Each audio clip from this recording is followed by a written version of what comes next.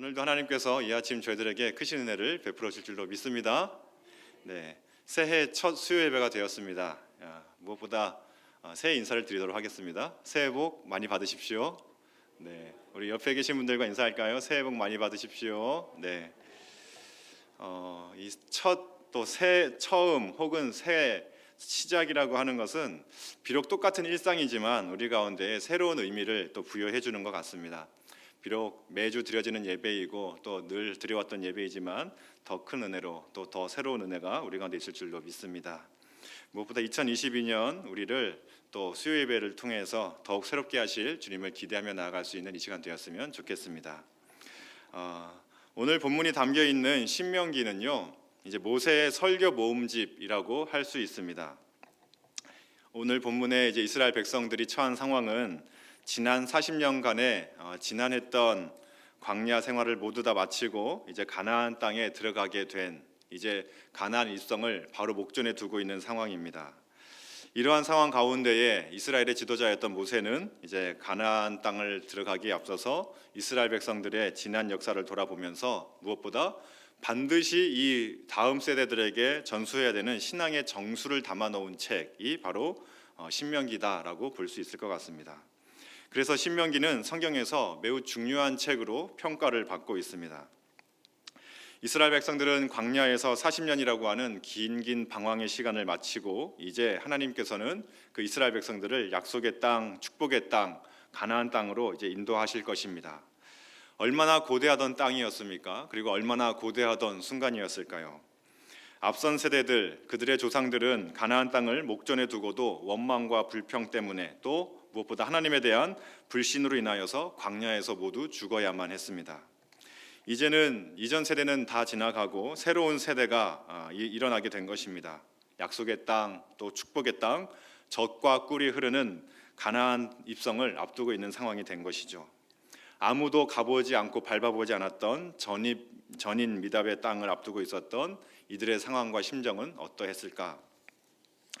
오늘은 특별히 2022년을 시작하는 첫 수요 오전 예배로 드리면서 신명기 11장의 말씀을 함께 살펴보면서 은혜를 나누고 싶습니다.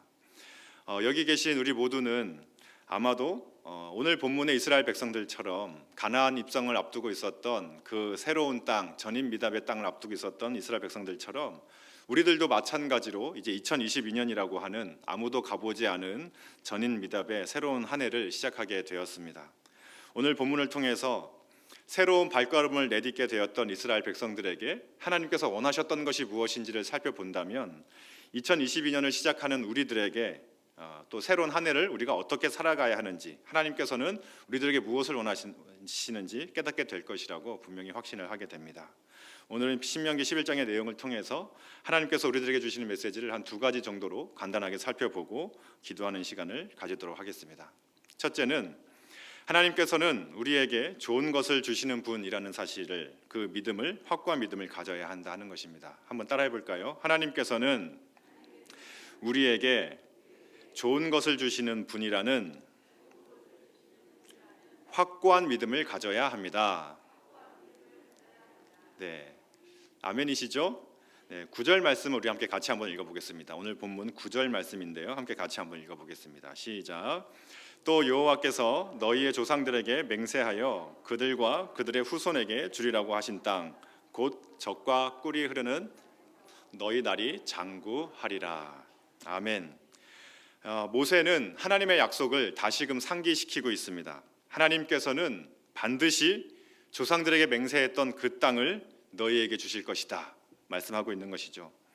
하나님께서 약속하신 그 땅은 어떤 땅으로 모세가 묘사하고 있습니까? 오늘 본문 9절 하반절에 보게 되면 젖과 꿀이 흐르는 땅에서 너희 날이 장구할 것이다 라고 말씀을 하고 있습니다. 젖과 꿀이 흐르는 땅이라는 표현은 가나안 땅을 설명할 때 가장 많이 사용되는 관용어처럼 쓰여지는 표현입니다. 가나안 땅의 그 기름지고 풍요로움을 나타내는 수사학적인 표현이라고 할 수 있습니다. 젖이라고 하는 것은 소나 양을 통해서 얻을 수 있는 우유라든지 혹은 버터 같은 것들을 이야기하는 것이죠. 풍부한 목축을 상징하는 것입니다. 꿀이라고 하는 것은 풍요로운 식물을 상징하는 것이죠. 꽃이 만발하여서 풍성한 꿀을 채취한다는 것은 그만큼 농업이 풍성하게 있다는 뜻입니다. 실제로 성경 곳곳에 보게 되면 꿀이 등장하는 본문이 꽤 많이 등장하고 있음을 우리가 볼 수 있는데요. 이처럼 가나안 땅에서는 꿀이 많이 채취되었던 것으로 우리가 추정해 볼 수가 있습니다. 따라서 젖과 꿀이 흐르는 땅이라고 하는 그 표현은 풍성한 목초지 위에서 수많은 소떼와 양떼가 풀을 먹고 젖을 내면서 농가 밭에는 풍성한 결실들과 열매들이 있고 들에는 화초가 만발하여서 벌들이 꿀을 풍성하게 생산해낼 수 있는 그야말로 풍요로운 상태를 상징하는 표현이라고 할 수 있습니다. 이 표현은 하나님이 약속하신 그 가나안 땅이 어떤 곳인가를 잘 보여주는 것이죠. 하나님의 약속하신 그 땅은 하나님께서 주시는 이스라엘 백성들에게 주시는 그 선물과도 같은 그 땅은 넘치는 풍요와 번영이 있는 축복된 곳이다라고 이야기하고 있는 것입니다.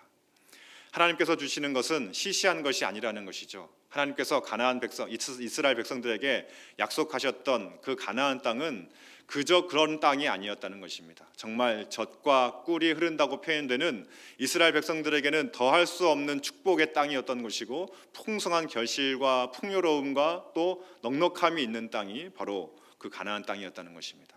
하나님이 주시는 것은 이처럼 우리들에게 가장 좋은 것, 축복된 것을 주시는 분이 바로 우리 하나님이시다 하는 것입니다. 하나님께서 이스라엘 백성들에게 주시는 것은 풍요와 축복 이런 것이죠. 그런데 하나님이 약속하신 젖과 꿀이 흐르는 땅으로 상징되는 그 하나님의 약속은 단순히 물질적인 풍요로움만을 상징하고 의미하는 것은 아닌 것을 우리가 기억해야 합니다. 혹시 성지순례 등을 통해서 팔레스타인 땅, 가나안 땅 지역, 이스라엘 지역을 혹시 다녀오신 분이 혹시 계시다면 잘 아시겠지만 가나안 땅이 과연 젖과 꿀이 흐르는 땅이라고 표현할 만큼 정말 가는 곳마다 풍성한 소출이 맺혀지는 그런 넉넉하고 목초지가 탁 트여져 있는 그런 땅일까요? 그렇지가 않죠. 사진 자료를 보거나 영상을 보게 되면 가나안 땅, 팔레스타인 지역, 이스라엘 지역은 대체적으로 물론 비옥하고 풍성한 곳이 있습니다. 특히 이제 물이 나는 곳 같은 경우는 굉장히 풍성한 곳이 있지만 굉장히 많은 지역에서는 가나안의 많은 지역은 대체적으로 물이 부족하고 또 기온차가 굉장히 심하고 또 광야와 산지 같은 불모지가 곳곳에 산재해 있는 지역이 바로 가나안 땅임을 우리는 너무나도 잘 알고 있습니다. 단순화시켜서 가나안 땅은 젖과 꿀이 흐르는 땅이다라고 표현하기에는 다소 무리가 있고 좀 부족함이 있다는 말이죠. 그런데 하나님께서는 왜 그 가나안 땅을 젖과 꿀이 흐르는 땅이다라고 단순화시켜서 표현을 하셨을까 하는 것입니다. 그 이유는 바로 그 가나안 땅, 때로는 척박한 곳이 있고 때로는 혹독한 일교차가 있어서 더위와 추위에 노출된다 할지라도 때로는 물이 부족한 땅이어서 목마름을 경험하게 될 수 있는 땅이다 할지라도 그 땅이 젖과 꿀이 흐르는 땅이 되는 이유는 단순한 것이죠. 바로 그 땅에서 하나님이 함께 하시겠노라 라고 약속하신 땅이 바로 가나안 땅이기 때문입니다. 오늘 본문 말씀 12절 말씀도 우리 같이 한번 읽어보면 좋겠습니다. 함께 읽겠습니다. 내 하나님 여호와께서 돌보아 주시는 땅이라 연초부터 연말까지 내 하나님 여호와의 눈이 항상 그 위에 있느니라. 아멘. 그 가나안 땅은 어떤 땅이라는 것입니까? 내 하나님 여호와께서 돌보아 주시는 땅이 가나안 땅이라는 것입니다. 연초부터 연말까지 하나님의 눈이 항상 그 위에 있는 땅이 가나안 땅이라는 것이죠. 그래서 그 땅이 바로 젖과 꿀이 흐르는 땅이 된다는 것입니다. 여기서 돌보아 주다라고 하는 단어는 원래는 밟다라는 뜻입니다. 여기서 추적하다 혹은 돌보다라는 단어의 의미가 파생되어 나온 단어인데요. 하나님께서 돌보아 주시는 땅이다라는 표현에는 마치 엄마가 아이를 돌볼 때 일일이 그 뒤 꽁무니를 쫓아다니면서 조금 심한 말로 하자면 그 아이를 추적해 가면서 그 아이의 필요한 것들을 채워주는 것처럼 그 아이를 돌봐주는 것처럼 우리 하나님께서 우리들을 돌보시고 이스라엘 백성들을 돌보실 때에 온 마음을 쏟으시며 마치 추적하는 것처럼 그들을 쫓아다니면서 그들의 필요와 또 그들의 수고와 그들의 아픔을 다 알고 위로하시며 채워주신다 하는 것입니다. 온 마음을 이스라엘 백성에게 집중하시는 분이 바로 우리 하나님이시다라는 표현인 것이죠. 12절 후반부에는 이러한 하나님의 심정을 잘 부연 설명하고 있는데요. 연초부터 연말까지 내 하나님 여호와의 눈이 항상 그 위에 있느니라 라고 이야기를 하고 있는 것입니다. 이것이 바로 가나안 땅의 특징인 것이죠. 가나안 땅은, 그 땅에 들어가게 될 이스라엘 백성들은 이러한 하나님의 인도하심과 보호하심과 공급하심과 채우심을 경험하게 된다라고 이야기하는 것입니다. 하나님께서 가나안 땅을 이스라엘 백성들에게 주시겠다라고 말씀하셨을 때에는 모든 공급하심과 채우심뿐만 아니라 젖과 꿀이 흐르는 풍요로움만을 약속하신 것이 아니라 돌보심과 보호하심까지도, 때로는 척박한 땅을 지나게 될지라도 내 하나님 여호와가 너와 함께 할 것이다 라는 약속의 말씀을 주신 것이죠. 때로는 목마름을 경험할지라도, 때로는 혹독한 추위와 더위를 경험하게 될지라도 내 하나님 여호와의 눈이 너와 항상 늘 함께 할 것이다 라고 약속해 주신 것입니다. 그것이 내가 너희에게 가나안 땅을, 젖과 꿀이 흐르는 땅을 너희에게 주겠노라 라고 했던 약속에 내포되었던 의미인 것이죠. 이것이 바로 젖과 꿀이 흐르는 땅이라고 하는 표현의 영적인 의미인 것입니다. 가나안 땅은 젖과 꿀이 흐르는 비옥한 땅이기도 했지만 단순하게 물질적인 비옥함만이 있는 것이 아니었습니다. 때로는 광야와 같은 불모지를 지나갈 때도 있을 것이고, 그러다 보면 타는 듯한 목마름을 경험해야 할 수도 있는 땅이 가나안 땅이었던 것이죠. 때로는 너무나 큰 일교차로 인하여서 낮에는 무더위와 밤에는 추위가 우리의 뼈를 파고들 때도 있을 수 있는 땅이 바로 가나안 땅이라는 것입니다. 그러나 그 땅에서 살아가면서 어떠한 상황과 어떠한 형편에 처해진다 할지라도 하나님께서는 이스라엘 백성들과 함께 하시면서 그들을 인도하시며 그들에게 젖과 꿀이 흐르는 풍요로움을 주시겠다라고 약속하신 것이 바로 우리 여호와 하나님인 것입니다.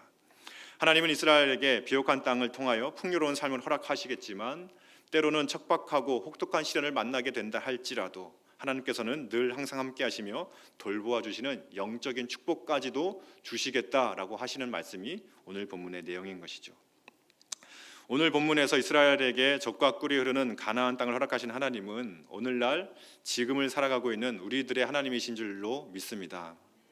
이제 우리가 새로운 2022년을 맞이하면서 확고하게 붙들어야 되는 믿음이 바로 이러한 믿음인 것이죠. 이스라엘 백성들에게 젖과 꿀이 흐르는 가나안 땅으로 인도하신 그 하나님께서 동일하게 우리들이 맞이하게 될 새로운 2022년에도 우리의 개인과 또 우리의 가정과 또 우리의 교회와 일터와 이 나라와 이 민족 가운데에 가장 좋으신 것으로 채우실 한 해가 될 것이라고 확실하게 믿는 믿음이 우리에게 있기를 주님의 이름으로 축복합니다.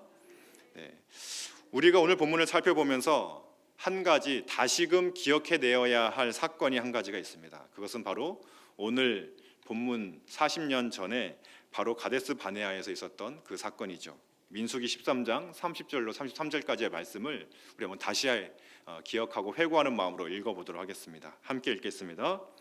갈렙이 모세 앞에서 백성을 조용하게 하고 이르되 우리가 곧 올라가서 그 땅을 취하자 능히 이기리라 하나 그와 함께 올라갔던 사람들은 이르되 우리는 능히 올라가서 그 백성을 치지 못하리라 그들은 우리보다 강하니라 하고 이스라엘 자손 앞에서 그 땅을 악평하여 이르되 우리가 두루 다니며 정탐한 땅은 그 거주민을 삼키는 땅이요 거기서 본 모든 백성은 신장이 장대한 자들이며 거기서 네피림 후손인 아낙 자손의 거인들을 보았나니 우리는 스스로 보기에도 메뚜기 같으니 그들이 보기에도 그와 같았을 것이니라. 아멘. 너무나도 안타까웠던 과거의 경험입니다. 오늘 본문의 이스라엘 백성들이 태어나기 전 혹은 어린 시절 경험했던 일이죠. 이제 가나안 땅 입성을 앞두고 있었던 이스라엘 백성들이 가나안 땅을 정탐하고 와서 우리는 할 수 없습니다라며 하나님을 불평하고 원망했던 바로 그 사건입니다. 그 당시 40년 전과 지금하고 상황은 어떠했을까요? 많이 달라졌을까요? 똑같을까요? 달라진 것이 있을까요? 달라진 것은 하나도 없습니다. 여전히 그 가나안 땅에는 장대한 아낙 자손들이 거주하고 있었고 그리고 그곳에 강대한 전투력을 가진 자손들로 인하여 손쉽게 함락할 수는 없는 상황이었죠. 믿음 없는 자들은 여전히 그 땅은 거주민을 삼키는 땅입니다 라고 외칠 수 있는 상황입니다. 우리는 능히 그 백성을 치지 못할 것입니다 라고 믿음 없는 말을 내뱉을 수 있는 똑같은 상황입니다. 그런데 오늘 본문의 하나님은 여전히 하나님도 변함이 없으시다는 것이죠. 그러한 상황 가운데에서 모세를 통하여 하나님은 여전히 말씀하십니다. 가나안 땅은 젖과 꿀이 흐르는 땅이다 라고 말씀하시는 것이죠. 하나님께서는 그 땅을 너희에게 주실 것이다 라고 말씀하고 있는 것입니다. 그 땅은 하나님께서 돌보아 주시는 땅이며 연초부터 연말까지 여호와 하나님의 눈이 그 위에 있는 땅이다 라고 여전히 동일한 말씀을 주고 계신 것입니다. 문제는 바로 우리의 믿음의 문제인 것이죠. 같은 상황이다 할지라도 하나님의 시선으로 문제를 바라볼 것인가 아니면 인간적인 판단으로 바라볼 것인가 하는 것입니다. 하나님께서는 민수기 14장 28절에서 분명하게 말씀하시죠. 그들에게 이르기를 여호와의 말씀에 내 삶을 두고 맹세하노라. 너희 말이 내 귀에 들린 대로 내가 너희에게 행하리니. 하나님께서는 우리가 어떻게 상황을 바라보고 어떠한 믿음의 고백을 올려드리는가를 다 듣고 계신 분이 바로 우리 하나님이시다라는 것입니다. 우리가 2022년을 맞이하게 되었습니다. 첫 예배를 이렇게 모여서 함께 드리게 되었는데요. 저만 그렇게 느끼는 것인지는 잘 모르겠습니다. 그런데 참 이상하게도 올해만큼은, 참 2022년만큼은 이 시작하는데 이렇게 기대감이 없이 또 희망이 없이 시작한 해도 참 드문 것 같다라는 생각을 하게 됩니다. 뉴스를 바라보아도 TV를 틀어보아도 매스컴을 바라보아도 늘 새해가 되면 기대감과 환희와 벅차오는 설렘이 우리 가운데 있었는데 이상하게 올해만큼은 TV를 틀어보아도 TV 프로그램을 보아도 뉴스를 보아도 여러 가지 매스컴들을 보아도 기대감과 어떠한 그런 벅차오르는 감격보다는 뭔가 모를 묵직한 짐을 가진 어떤 그런 분위기가 연말 연초를 우리 가운데 놓여져 있는 것 같습니다. 그러나 우리 그리스도인들 또 하나님의 백성들의 가장 큰 특징은 무엇보다도 어떠한 상황 속에서도 하나님을 기대하는 사람들인 줄로 믿습니다. 하나님이 새해에 주실 것, 또 하나님께서 이루실 새해의 큰 일들을 우리가 기대할 수 있어야 될 줄로 믿습니다. 비록 세상은 여전히 코로나로 인하여서 별반 달라질 것이 없고 또 어쩌면 작년보다 올해가 더 상황이 안 좋아질 수 있다라는 비관적인 전망을 내놓는다 할지라도 우리가 하나님 앞에 나아갈 때에는 하나님께서 행하실 새로운 일들을 기대하며 하나님의 일들을 기대할 수 있는 우리가 되었으면 참 좋겠습니다. 코로나로 어려울 것이다, 최악의 해가 될 것이다, 이러한 믿음 없는 분석 대신 우리에게는 분명하고도 확고한 믿음이 있었으면 좋겠습니다. 하나님께서는 그 믿음의 자녀들에게 가장 좋은 것을 주시는 하나님이시다라고 하는 그 믿음을 우리가 굳게 붙들 수 있기를 간절히 바랍니다. 우리가 12절 말씀을 우리 다시 한번 읽어볼 텐데요. 거기에 땅이라는 단어 대신에 2022년이라고 하는 단어를 넣어서 한번 읽어보겠습니다. 나에게 주신 하나님의 새로운 땅이라는 마음을 가지고 2022년을 넣어서 다시 한번 좀 힘차게 좀 기대하는 마음으로 우리 함께 같이 한번 읽어보도록 하겠습니다. 함께 읽겠습니다. 시작. 내 하나님 여호와께서 돌보아 주시는 2022년이라. 연초부터 연말까지 내 하나님 여호와의 눈이 항상 그 위에 있느니라. 할렐루야. 네, 이러한 확고한 믿음을 가지고 2022년 첫 출발을 새롭게 시작하시는 귀한 성도님 되시기를 주님으로 축복합니다. 네, 그렇게 했으면 좋겠습니다. 정말 2022년 한 해 우리에게 가장 좋은 것을 주실 줄로 믿고 마치 이스라엘 백성들에게 젖과 꿀이 흐르는 그 가나안 땅을 주셨듯이 우리들에게도 주신 2022년은 우리에게 가장 복된 것이다라는 믿음을 가지고 하나님께서 채워주실 은혜를 기대하는 마음으로 한 걸음 한 걸음 하루하루를 살아갈 수 있는 우리 모두가 되기를 주님의 이름으로 축복합니다. 네. 두 번째로 하나님께서 원하시는 것은 하나님께 의존하는 삶을 살아야 한다 하는 것입니다. 한번 따라해 볼까요? 하나님께 의존하는 삶을 살아야 한다. 네. 모세는 가나안 땅의 특징을 이제 설명합니다. 이처럼 하나님의 약속을 상기시킨 모세는 그 가나안 땅의 특징을 이후에 서술을 하고 있는데요. 특별히 그 종되었던 이집트 땅과 가나안 땅이 어떻게 다른지를 설명하고 있습니다. 우리 본문 10절 말씀, 신명기 11장 10절 말씀을 함께 같이 한번 읽어보겠습니다. 시작. 내가 들어가 차지하려 하는 땅은 내가 나온 애굽 땅과 같지 아니하니 거기에서는 너희가 파종한 후에 발로 물 대기를 채소밭의 댐과 같이 하였거니와. 모세가 설명하는 것은 무엇입니까? 가나안 땅은 이집트 땅과는 너무나도 다른 땅이다라고 이야기하고 있는 것이죠. 내가 들어가 차지하려 하는 땅은 내가 나온 애굽 땅과 같지 아니하니라고 말을 하고 있습니다. 무슨 말일까요?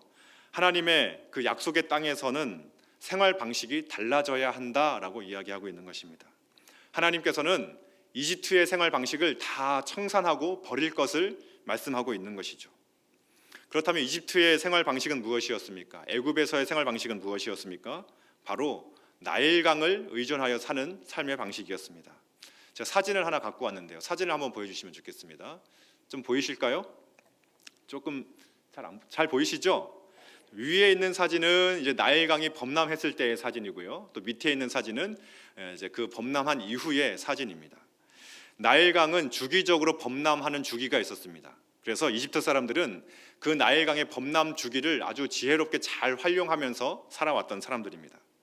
우기가 되어서 나일강이 범람을 하게 되면 계속 보여주시면 좋겠습니다. 그 물이 너무나도 차올라서 밭과 논까지도 막 범람을 했습니다. 심지어는 사는 곳까지 막 범람하는 적도 있었다 할 정도인데요. 그러면 이제 그 범람한 물을 이용해서 이제 그 밭까지 차오른 물을 이용해서 이제 밭이 부드러워지거나 물이 찰방찰방 차오르게 되면 거기에다가 이제 파종을 하는 것이죠. 씨를 뿌리고 심는 것입니다. 그렇게 되면 풍성한 수자원으로 인하여서 곡식들이 아주 풍성하게 자라나게 되었던 것입니다. 그리고 나서 이후에 이제 물이 빠지고 나면 이제 그 이후부터는 나일강에 물을 끌어와서 이제 수로를 파고 수차를 돌려서 그 물을 관계 수로를 대서 이제 물을 이용했던 사람들이 바로 이 나일강의 사람들입니다. 이 밑에 사진을 보게 되면 저기 그 강가 주변에 보면 뭐 지렛대 같은 게 놓여져 있는 게 보이십니까? 이제 이제 도르래 같은 것도 있는데 이제 물을 퍼올릴 수 있는 기구를 하나 만들어 놓았는데요. 다음 사진 한번 보여주시면 좋겠습니다. 네, 이집트 사람들이 발명했던 여러 가지 기구들입니다. 물을 이용할 수 있는 여러 가지 기구들입니다. 아주 기발하죠. 지렛대 원리를 이용해 가지고 계단식으로 만들어서 낮은 강가에 있는 물을 퍼올리는 장면입니다. 또 하나는 커다란 수차도 이제 보이죠. 또 어떤 거는 이제 빗면을 이용해 가지고 물을 빙빙빙 돌리면 물이 이제 끌려 올라올 수 있도록 만든 발명품도 있습니다. 맨 마지막 사진은 이제 아까 봤던 사진과 동일한데요. 이제 지렛대 원리를 이용해 가지고 이제 좀 더 섬쉽게 물을 퍼올릴 수 있도록 만든 사진들입니다. 어떤가요? 굉장히 기발하죠?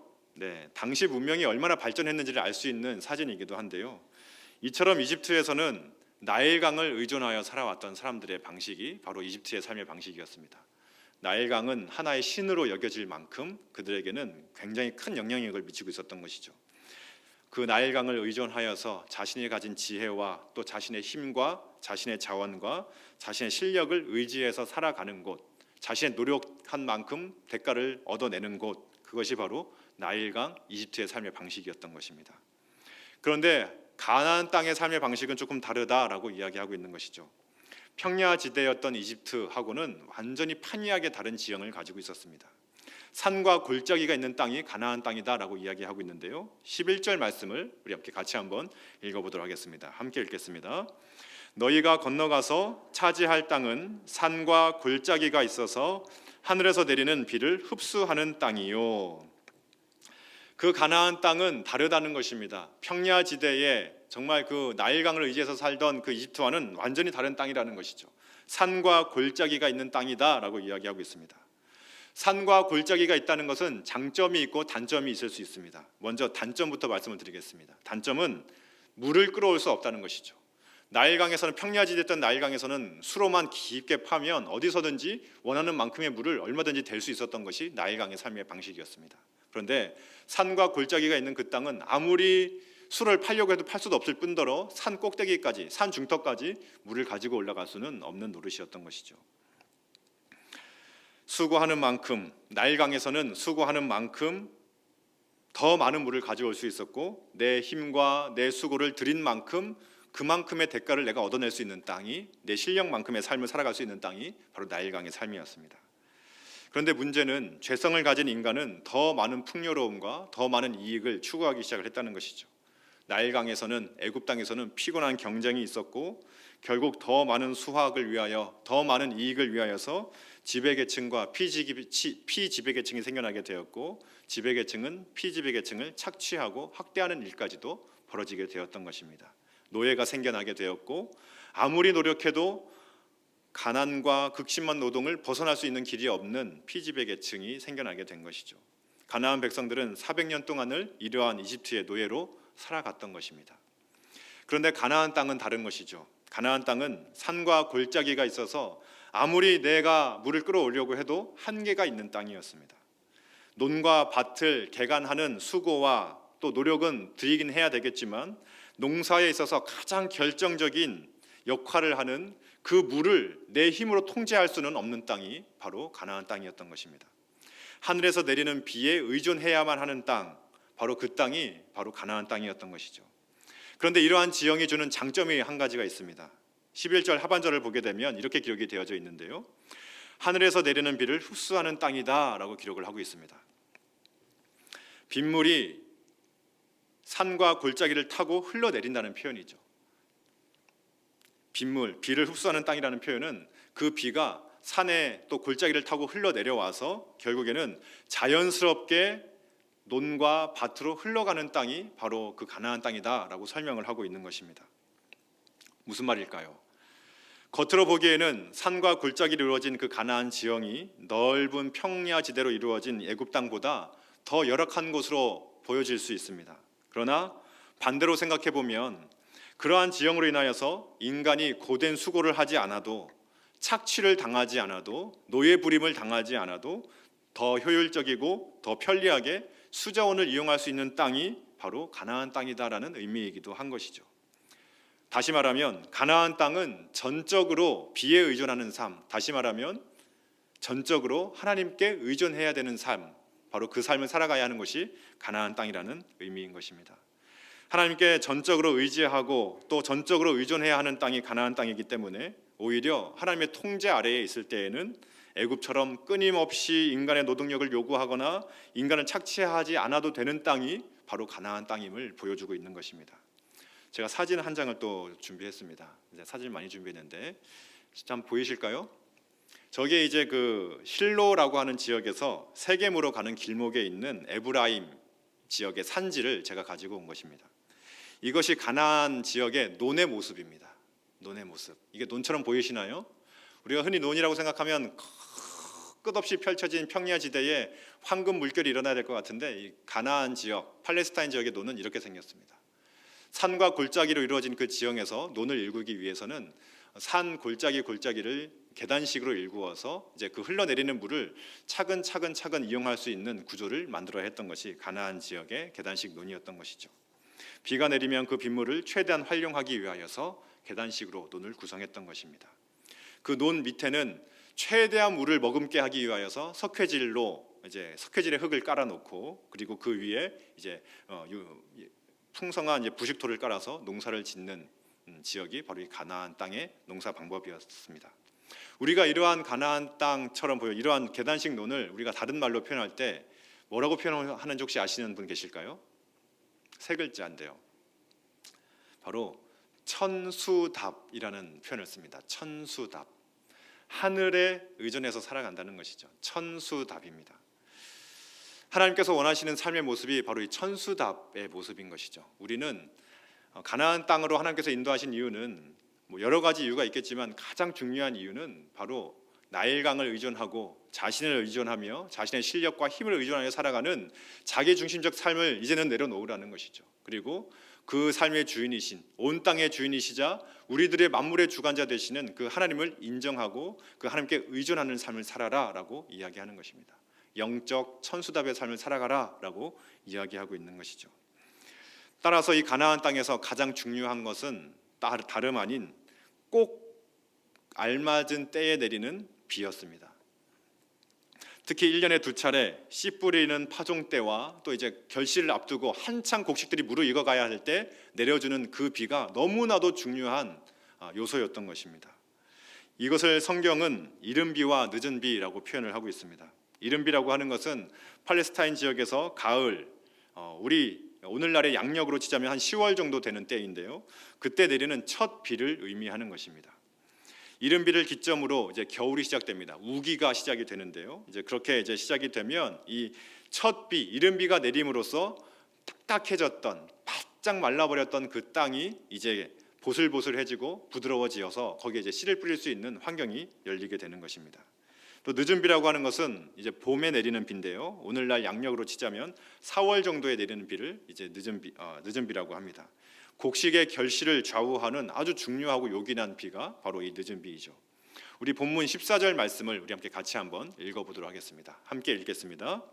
여호와께서 너희의 땅에 이른 비 늦은 비를 적당한 때에 내리시리니 너희가 곡식과 포도주와 기름을 얻을 것이요. 아멘. 하나님께서 그 가나안 땅의 가장 중요한 이른 비와 늦은 비를 주관하신다라고 말씀하고 있는 것입니다. 풍성한 결실을 위해서는 가장 중요했던 것은 바로 하나님께서 이 이른 비와 늦은 비를 꼭 맞는 때에 적당한 양의 비를 반드시 내려주셔야 그 땅에서 풍요로운 젖과 꿀이는 그 경험을 할 수 있었던 것이죠. 이집트의 삶의 모습은 내 힘과 내 노력을 의지하는 삶의 모습이었습니다. 나일강을 의존하는 삶의 모습이었죠. 내 힘과 내 자원과 내 수고를 통하여 수로를 파고 수차를 돌려서 내가 원하는 만큼의 결실을 얻어내는 땅, 내 실력만큼의 대가를 얻어내는 땅이 바로 이집트의 삶이었습니다. 그러나 하나님께서 인도하시는 그 가나안 땅의 삶은 완전히 다른 삶을 사는 것이죠. 이제는 내 실력과 내 자원과 나의 어떠한 기술을 의지하여 살아가는 것이 아니라 하나님을 의존하여 살아가야만 하는 땅, 그것이 바로 가나안 땅이었던 것입니다. 하나님께서 내려주시는 이른 비와 늦은 비를 통하여 결실할 수 있는 땅, 비록 내가 땅을 일구고 내가 수확하는 수고는 해야 하지만 오직 하나님의 은혜 없이는 결코 어떠한 수확도 거둘 수 없는 땅이 바로 가나안 땅이었던 것이죠. 하나님 의존적인 삶을 살아가야 하는 곳, 하나님만을 주인으로 모시고 살아가야 하는 곳, 그것이 바로 가나안 땅이었습니다. 이것이 하나님이 원하시는 그리스도의 삶의 모습인 것이죠. 우리가 예수 그리스도를 통하여서 하나님의 백성이 된 우리들은 완전히 하나님의 백성으로서 이제 하나님의 의존적인 삶을 살아가야 하는 것입니다. 광야를 통하여서 애굽 땅에 애굽의 삶의 방식에 익숙했던 이스라엘 백성들이 이러한 가나안 땅의 삶의 방식을 간접적으로나마 경험했던 곳이 있었습니다. 그것이 어디냐면 바로 광야라고 하는 곳입니다.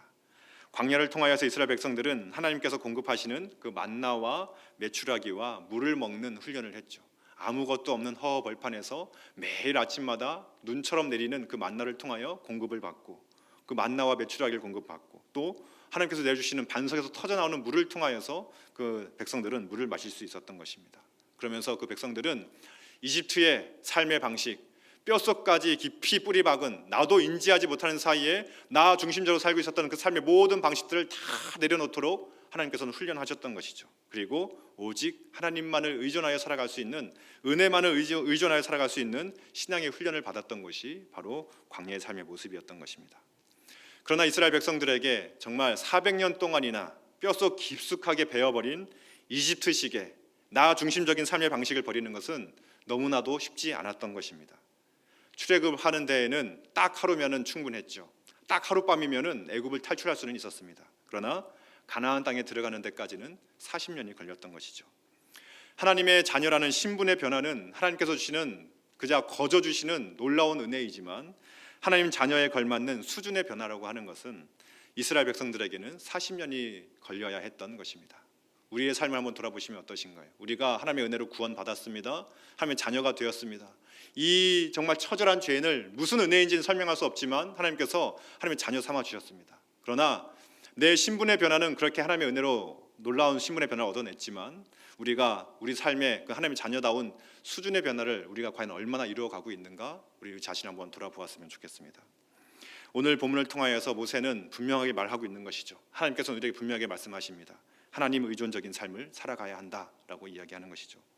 모압 평지에서 새롭게 펼쳐질 가나안 땅에서의 새로운 삶을 시작하면서 모세의 마지막 설교를 듣는 이스라엘 백성에게 하나님이 요구하시는 것은 바로 이것이었습니다. 하나님 의존적 삶을 살아갈 것을 요구하고 있는 것이죠. 그리고 오늘날 우리들에게도 마찬가지입니다. 전임 미답의 새로운 새해를 2022년 시작하는 우리들에게도 하나님께서 동일하게 주시는 것입니다. 2022년 새해는 무엇보다도 하나님만을 의지하여 살아갈 것을 하나님께서 주문하고 계신 것입니다. 우리 본문 8절과 9절 말씀을 우리 같이 한번 읽어보도록 하겠습니다. 함께 읽겠습니다. 그러므로 너희는 내가 오늘 너희에게 명하는 모든 명령을 지키라. 그리하면 너희가 강성할 것이요 너희가 건너가 차지할 땅에 들어가서 그것을 차지할 것이며 또 여호와께서 너희의 조상들에게 맹세하여 그들과 그들의 후손에게 주리라고 하신 땅 곧 젖과 꿀이 흐르는 땅에서 너희의 날이 장구하리라. 아멘. 하나님은 하나님의 말씀에 온전히 순종할 수 있는 그 순종의 사람, 하나님만을 온전히 의존하여 살아가는 그 한 사람을 찾고 계신 것입니다. 이 말씀은 모세 시대에 이스라엘에게만 주어진 것이 아니라 바로 우리들에게 주어진 것이죠. 신명기 5장 3절에서는 이 언약의 말씀을 줄 때 이렇게 말씀합니다. 우리 5장 3절 말씀도 같이 한번 읽어보도록 하겠습니다. 신명기 5장 3절입니다. 자막이 준비 안 됐을까요? 네, 제가 읽어드리겠습니다. 이 언약은 여호와께서 우리 조상들과 세우신 것이 아니요 오늘 여기 살아있는 우리 곧 우리와 세우신 것이라. 무슨 말일까요? 40년 전 우리의 조상들과 세우신 것이 아니라 바로 오늘날 이 시대를 살아가는 우리들에게 주신 것이다라고 하는 말씀인 것입니다. 이제 우리들은 이 이스라엘의 이제 후손들입니다. 이제 육적인 후손을 넘어서서 이제 영적인 후손들로 우리가 하나님의 백성이 되었습니다. 우리들에게도 복과 저주의 두 갈래 길이 앞에 놓여져 있는 것이죠. 바라기는 온전한 순종으로 2022년을 정말 풍성한 은혜의 한 해로 살아낼 수 있는 우리 모두가 되기를 간절히 바랍니다. 무엇보다 하나님만을 온전히 의지하여서 정말 이제는 과거의 내 삶의 모든 것들, 나 중심적인 모든 삶의 모습들 다 내려놓고 온전히 하나님께 의존하여 살아가는 한 해가 되셔서 정말 이스라엘 백성들이 그 가나안 땅에서 누렸던 젖과 꿀이 흐르는 놀라운 축복을 받아 누렸던 것처럼 우리들에게도 새롭게 펼쳐진 2022년 한 해 가운데에 정말 하나님께서 공급하시고 하나님께서 채우시며 인도하시는 하나님의 놀라운 은혜를 경험하는 복된 2022년이 되시기를 주님의 이름으로 축복합니다.